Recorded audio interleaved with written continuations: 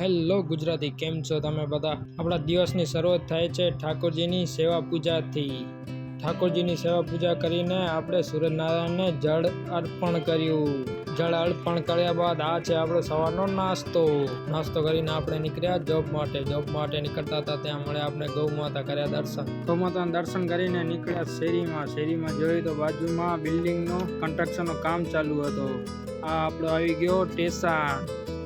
ઓહો કાળુ, કેમ છે? આપણા કાળુને મળીને આપણે આવી ગયા જોબ પર આવીને લાઈટો બાઈટો ચાલુ કરી. મેં વિચાર્યું કે ચાલો ને તમને આપણા વર્કશોપનો ટૂર કરાવી દઉં. પછી આપણે લીધી સેલ્ફી. કેવો છે આજનો આપણો આઉટફિટ?